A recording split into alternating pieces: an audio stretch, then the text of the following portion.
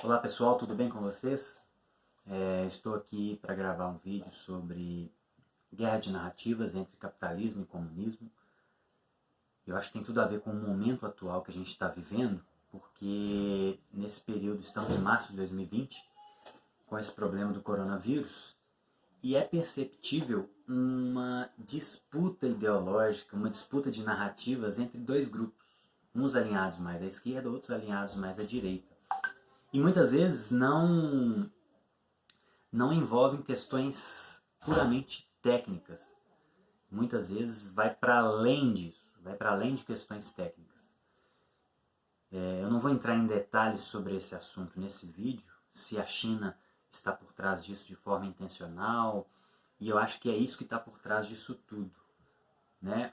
Uma ala mais à direita tem percebido que a China, que é ditadura comunista, o Partido Comunista da China tem mais de 90 milhões de adeptos, acreditam que, a ala mais à direita acredita que a China está por trás disso tudo, com interesses econômicos, com interesses de dominação. E é nítido claramente uma resistência por outro lado, como por exemplo do Bolsonaro, do Donald Trump. Ele acabou recuando um pouco agora, mas alguns analistas já têm tentado perceber que isso pode ser um recuo estratégico, porque existem eleições agora em outubro de 2020. Enfim, eu não queria entrar nesse mérito nesse vídeo. Eu queria tentar mostrar que existe essa guerra de narrativas, inclusive a imprensa está envolvida nisso, porque nenhum ser humano é neutro em nenhum sentido ideológico, religioso, nenhum ser humano é neutro. Todo ser humano carrega a sua forma de entender o mundo, a sua cosmovisão, e isso influencia todas as áreas da vida, inclusive a política. Então eu não consigo perceber neutralidade. Existe sempre um viés ideológico, religioso, de alguma natureza. Então eu queria chamar a atenção para vocês nesse vídeo sobre esse fato, né, que existe uma guerra de narrativas, existe um embate, e eu queria falar nesse vídeo sobre o perigo de a gente abraçar uma dessas visões como um todo. Porque, no meu entendimento, há muitos problemas no comunismo, em vários aspectos, e há muitos problemas também no capitalismo, principalmente na ética capitalista vigente, né, como ela funciona hoje. Então, por exemplo, os capitalistas geralmente se defendem mostrando um gráfico clássico que mostra desde o ano de 1820 até o ano de 2011, praticamente, e eles vão mostrando, esse gráfico faz uma análise da pobreza mundial no ano de 1820 e como isso se comportou ao longo desses anos até hoje. E o que esse gráfico mostra é o seguinte, eu vou tentar colocar os links na descrição desse vídeo. O que esse gráfico mostra é o seguinte, no ano de 2020, de 1820, basicamente 90% da população vivia em extrema pobreza. E a partir desse momento, quando já começou a surgir a Revolução Industrial, a tecnologia já começou a evoluir bastante, os meios de produção começaram a ser feitos em larga escala por causa da maquinização da mão de obra, a gente sai de uma produção manufaturada para uma produção feita em escala industrial, feita por máquinas, de forma mais objetiva, de forma mais eficiente. Então a produção aumenta, a produção de bens aumenta. E o gráfico mostra que a partir de 1820 a pobreza mundial começa a cair. E em 2011 ela estava em torno de 20%. Então geralmente os capitalistas, os liberais, eles usam esse gráfico para se defender contra o comunismo, né? Mostrando que o capitalismo conseguiu reduzir a pobreza mundial em 70%. Esse gráfico, o que há de verdade nele é que ele mostra que, de fato, o sistema de produção capitalista ele conseguiu tirar a maioria da população da grande pobreza, da extrema pobreza. Isso é um fato, isso é inegável. Agora, isso não significa que não há problemas nele ainda, que nós vamos ver mais à frente. Outro problema que que o discurso capitalista apresenta é o seguinte: eles usam geralmente, para se defender, eles mostram os problemas do comunismo. E um exemplo claro, e é de fato real isso, o comunismo matou em torno de 100 milhões de pessoas no século passado. Né? As ditaduras chinesas, russas, em outros países isoladamente, matou, na tentativa de implantar o comunismo nas revoluções, mais de 100 milhões de pessoas. Então, eles apontam esses erros, eles apontam a podridão do comunismo e mostram esse gráfico mostrando a capacidade do capitalismo de tirar pessoas da pobreza para se fundamentarem. Então, o problema é o seguinte: o capitalismo se mostra um bom sistema para produzir riqueza. Isso é inegável. E isso é o que esse gráfico expõe. Só que produzir riqueza não é suficiente. A gente precisa pensar na distribuição dessa riqueza. Aí que entra o problema do capitalismo, da ética capitalista.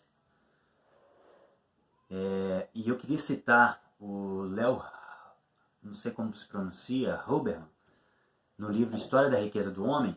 Ele diz o seguinte: a moderna noção de que qualquer transação comercial é lícita desde que seja possível realizá-la não fazia parte do pensamento medieval.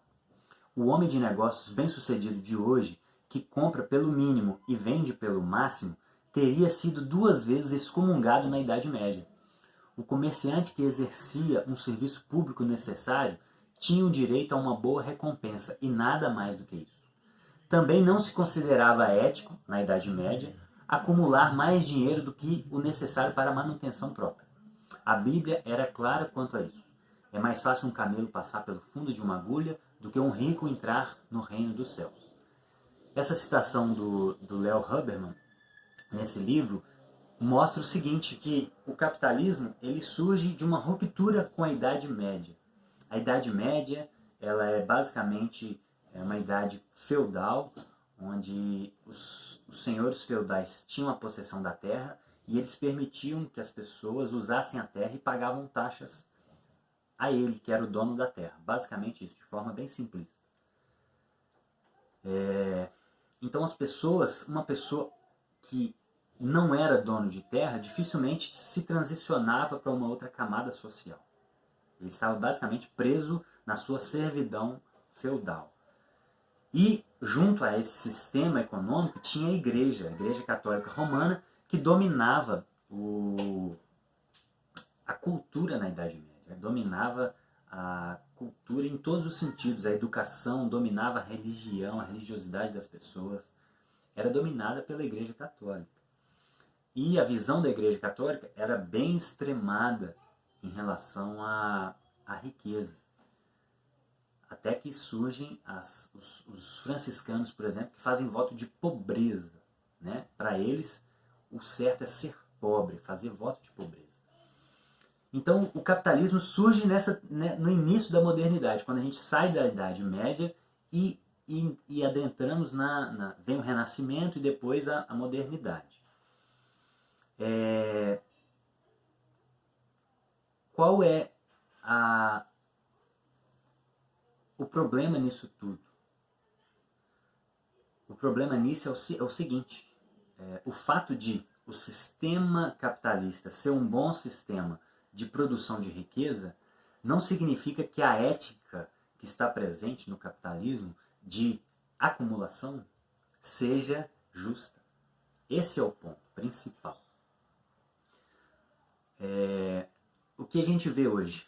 Nós vemos que 70% da população saiu da pobreza, porém, um fenômeno que nós vemos na atualidade é o seguinte: 1% da população detém metade da riqueza mundial.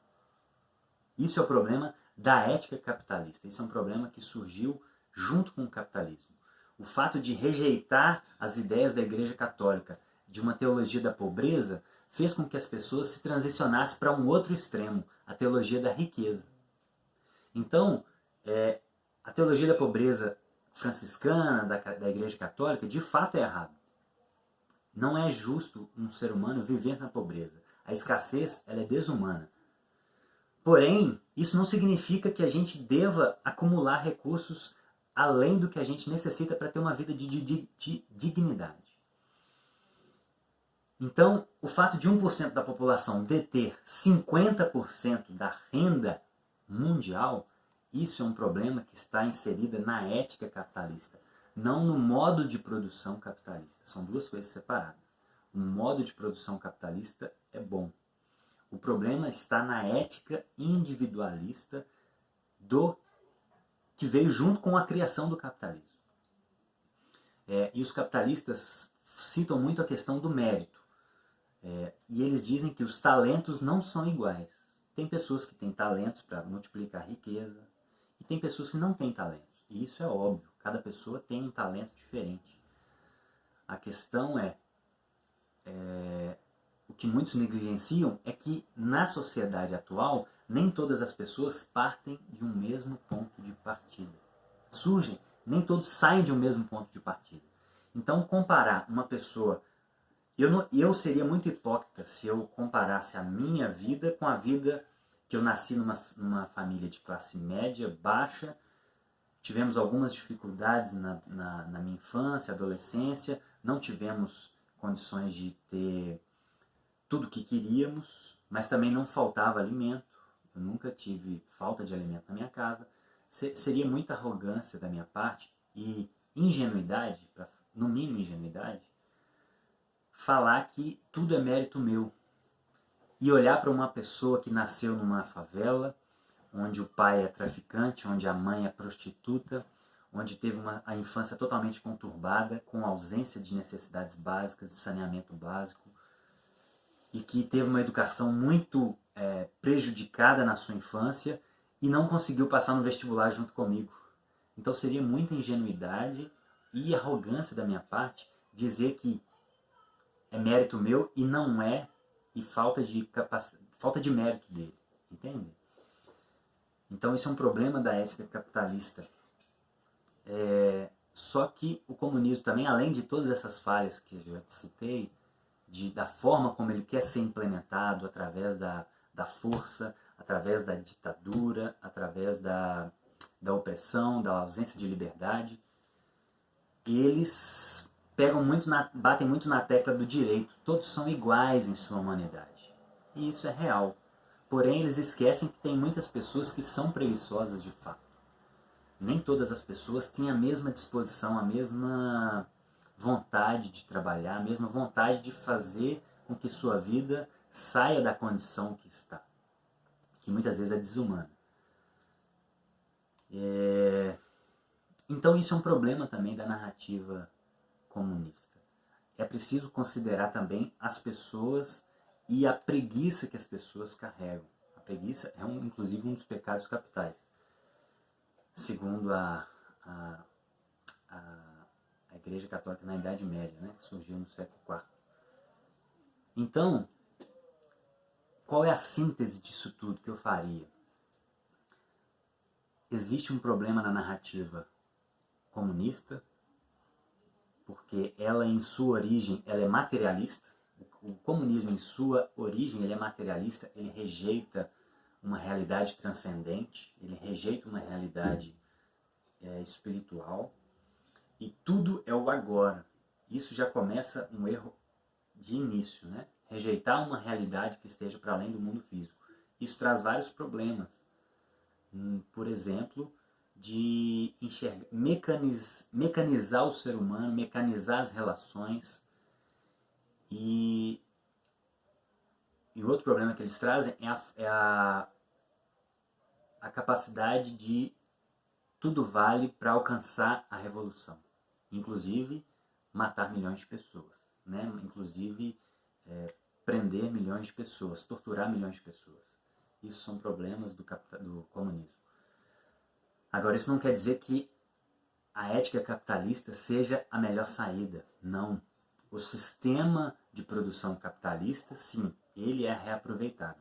Agora, o que a gente precisa hoje é mudar essa ética individualista, essa ética de acumulação. Ah, Bruno, mas eu trabalhei honestamente, eu acumulei a minha riqueza. Ok, eu não estou dizendo que é contra a lei acumular riqueza. Eu estou dizendo que isso é antiético.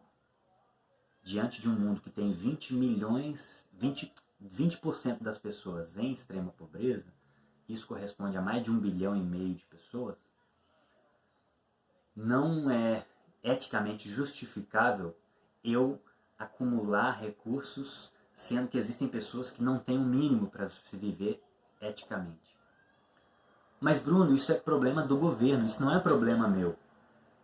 Essa é uma ética problemática. Terceirizar a culpa. De fato, o governo é responsável, só que nós somos humanos. Da mesma pessoa que essas pessoas que estão em dificuldade são humanas. Então, por um princípio de humanidade, não faz sentido eu ter muito mais do que eu preciso enquanto outros não têm o mínimo. Não faz sentido. Isso não se justifica eticamente. Por quê? Porque se eu estivesse no lugar dele, eu provavelmente iria pensar dessa maneira que eu estou dizendo. Então não é porque eu estou numa posição de ausência de necessidade que eu deva ignorar esse fato. Então a ética capitalista precisa ser mudada para que a gente tenha um mundo mais justo e um mundo mais igualitário. Então o livro que eu queria indicar, eu não consegui ler esse livro ainda, da Marjorie Kelly, chama Capitalismo Alternativo. Ou seja, ele pega o que é de bom na narrativa comunista, que é o fato de se preocupar com o todo, o fato de se preocupar com os mais pobres. Isso a gente pode aproveitar do discurso comunista, socialista, de esquerda, enfim. Isso a gente pode aproveitar. Agora, não quer dizer que a ética capitalista atual deva ser abraçada, não. O sistema de produção capitalista a gente pode abraçar, mas a ética capitalista precisa mudar. A gente tem que ter uma ética mais humana, de mais equidade. E equidade não significa igualdade absoluta, porque pessoas diferentes têm necessidades diferentes. Então, a ideia do comunismo de uma igualdade total também é problemática. E é isso que Platão defende no seu livro A República, e em outros textos. E Aristóteles vai numa outra ideia. Aristóteles vai tratar de uma igualdade mais proporcional. Isso que é interessante nesses dois autores, essa diferença entre esses dois autores. Aristóteles ele se preocupa com o todo, ele diz inclusive que a felicidade não é individual, a felicidade só pode ser desfrutada de forma coletiva. Porém, ele também tem essa noção de proporcionalidade. Então ele diz que uma pessoa maior precisa de mais comida do que uma pessoa menor. Então isso é óbvio. Então esse livro ele vem trazer essa ideia, o capitalismo alternativo e o futuro dos negócios, construindo uma economia que funcione para todos. Então a ética capitalista precisa mudar. E a melhor saída, eu entendo ser a melhor saída, um capitalismo alternativo, um capitalismo mais humanitário. É transformar a ética capitalista que a gente vive hoje para uma ética mais humanitária. Então essa é a saída que eu vejo para a gente ter um mundo mais justo. Pessoal, era isso que eu queria falar. Eu estou aberto a diálogos, eu não sei tudo, eu sei pouco. Então se você concorda com o que eu falei em algum ponto, esteja à vontade para me mandar mensagens, que na medida do possível, se eu puder responder, eu vou responder. E estou aberto estou em aprendizado, né? Estou em aprendizado, tá bom? Obrigado a todos. Se isso te acrescentou em algo, se isso fez sentido para você, dê um like e compartilhe com seus amigos esse vídeo para que possa edificar outras pessoas. Um abraço para vocês. Até a próxima.